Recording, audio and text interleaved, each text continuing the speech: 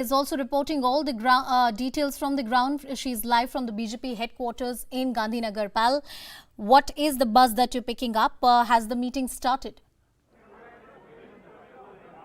No, we're just waiting. We are in fact in the pathway from where, in a bit from now you will see Nitin Patel, you will see Vijay Rupani, you will see Bhupendra Yadav, you will see BL Santosh, and of course the central observers Prahlad Joshi as well as Narendra Singh Tomar really come out. They'll go from this passage and they'll go on to this room that you can see over there. Of course, the room, the arrangements have been made for the legislative party meeting to really happen.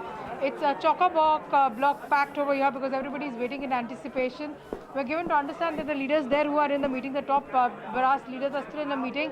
They're still waiting to get some sort of a clearance from the center is what we're given to understand. Of course, the MLAs are coming in. The MLAs are sitting inside that room where the meeting will really take place.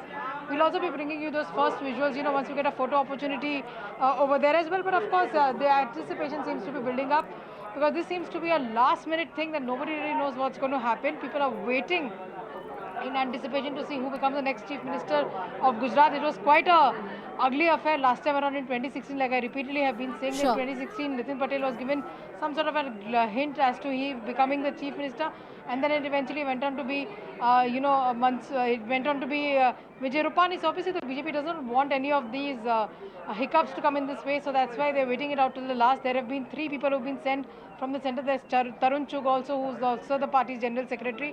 Bhupendra Yadav is now a minister but has been associated with Gujarat as a in charge for a long time. So quite a few leaders from the centre over here also present, along with the, of course, party president C.R. Patil, who is there in command, and of course BL Santosh, the man of the moment, the man who actually had made it possible. He arrived in Ahmedabad yesterday, held a meeting of sorts, was present, while Rupani was tendering his resignation as well. So he's seen it through, and it's an end-to-end smooth operation that the BJP is really talking about. All right, Pal Mehta getting us all the details on that very important story. Pal will continue with us on the broadcast. We talk about who are the key frontrunners. Who is the name that will be the final one announced by Vijay Rupani, who will hand over the baton to the next Chief Minister? And this phase is important because that's the phase they go to the polls with. First of all, the key factors which are important, the key frontrunners. Mansukh Mandavia, the Union Health Minister, right now leading a very important portfolio of health. He is a Rajya Sabha member since 2012. Also a confidant. He also holds a record. He was the BJP General Secretary in 2015, and he also holds a record of being the youngest ever MLA from the state of Gujarat at the age of just 30. R.C. Faldo, Patidar leader, former BJP Gujarat president, has a very strong hold within the party. Crucial to BJP's fortunes in the region of Saurashtra, once again a very important constituency for the BJP. Nitin Patel, who was clearly not happy last time, current Deputy Chief Minister, belongs to the Patidar community. He is hoping to make some gains this time. Let's see if that really happens. He was a cabinet minister since 1995. He has been a part of the cabinet in the state of Gujarat since 1995. He was the front runner for Chief Minister in 2016. That didn't turn out well for him.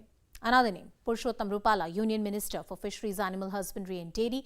Once again, a front runner, a very strong person from a dominant Patidar community, served as the Gujarat Minister as well. Most of the names that we are putting out for you are these Patidar leaders from this community which the BJP would want to keep very close to. Praful Khoda Patel, right now an administrator of Lakshadweep, has been in news for not so great reasons, but trusted a lot by the Prime Minister. He was the Gujarat MOS home when Prime Minister Modi was the Chief Minister. Could he be called back to Gujarat for an important portfolio? Let's see. Pal with us on the broadcast. Pal, we're putting out these names, most of them from the Patidar community. And before we talk about the Patel factor numerically, how is it important for the BJP? How worried is the BJP? Is there a thinking that they want to make sure that this vote bank remains with them? And any kind of, troubles that have been there because of various agitations, that is taken care of? Yes, Anusha, while I speak over, what you're really asking, I'm going to keep my camera fixed on the visuals because the leaders are now beginning to arrive. Those visuals are being brought to you. Arjun, my camera person, is bringing those visuals to you. First and exclusive on CNN News 18, essentially. There you can see BL Santosh, you can see, of course, Bhupendra Yadav, you can see the others. They're all coming in one by one as far as this particular meeting is concerned. It's a very, very critical meeting. It's a very, very smooth operation that the BJP is trying to do over here.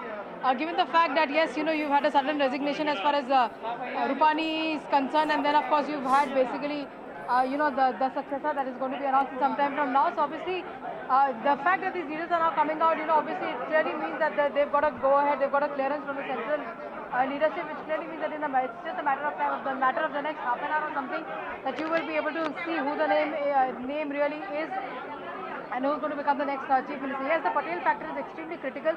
The BJP realized that fact the hard way, given the fact that in 2017, the Congress ended up getting a seat of 90 plus, which clearly actually made it very, very uncomfortable as far as the BJP is concerned. This is the BJP bastion. They've never lost an election over here for a long, long time. Narendra Modi was the chief minister for a couple of long years, after which, of course, Anandiben Patel, Vijay Rupani, and of course, the successor to Vijay Rupani is also going to be on his way this evening as well. So obviously the BJP holding this bastion very, very closely, guarding it very closely, even more closely now that Narendra Modi is their representative. He's sitting there in the center as his Prime Minister of the country. We have Amit Shah over there sitting in the center as the Home Minister of the country as well. It's a matter of Gujarati Asmita, it's a matter of Gujarati pride that the BJP really enjoys this. And for the longest, this particular post of the Chief Minister has always been somebody who's been from the RSS background. So will that be another change that you will really see? Because, if you're looking at Nitin Patel's candidature, he doesn't come in from a Sangh background. So will that be a shift that the BJP really will be doing? Because obviously when Modi came into center, they said that the caste and creed matter had been done away with and it was only about development. But you're seeing state after state, whether it was Karnataka in the past also, that you've seen a change of leadership, and of course the successor was essentially somebody who was from the Lingayat community as well. That's so right. obviously That's right. the BJP also looking at another route. Anusha, they are looking at a route basically saying that they should go ahead and get someone who can actually win them the election for probably the next 10 years or something. They want to invest in the young leadership. That seems to be the idea behind this, and this has come in as no surprise as far as Rupani is concerned. He was very well aware that this was coming to him sometime or the other. It was just a matter of when this would really happen. Yes. Timing chosen perfectly. He's given 5 years in rule. He completed his 5 years of rule on the 5th of August 2021 when he completed 5 years, in fact 4 years in this government and 1 year before that as well. So enough respect being given to Rupani as well, but now he will have to make way for somebody younger, somebody more energetic, somebody more efficient in terms of administration. We'll know in about half an hour to 45 minutes from now who that person will be. And Payal, as you're talking us through the developments, those are the visuals. You can see how completely it's full of people. Everybody wants to know who the next phase is going to be. That's the buzz on the ground that Payal is reporting from the BJP headquarters. Payal, just talk us through the key factors that prompted this change. The second wave of COVID-19 and the manner in which various state governments dealt with it has been a concern for various parties, including the BJP. Well, when Anandiben stepped down from the post of the Chief Minister, Anusha, it was not a natural choice that Rupani was inducted, and Rupani was brought in at the last minute. Because I was here in 2016, I followed the developments over here. There was, of course, Nitin Patel over there who was given some sort of an indication that he would become the Chief Minister.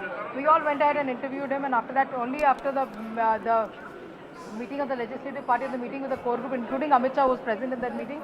After that, something transpired, and of course, Rupani was then propped up as the Chief Minister as well. So obviously, that is something which the BJP doesn't want to really see repeat. They want a smooth transition. They want a smooth government. Okay. But of course, Rupani has had his share of bad times as well, given the fact that he was not able to manage COVID properly. You were able to see that in both the waves they had to send central teams time and again to Gujarat to manage the situation as well. Plus, it's not a very, very strong organization that Rupani has been able to handle as well. So obviously, that's one of the reasons we also saw a change of precedent. And the Prime Minister's close aide, Mr. C.R. Patil, then stepped in. Payal Mehta getting his soul that perspective. Payal, please stay with us on the broadcast. There's lots to talk.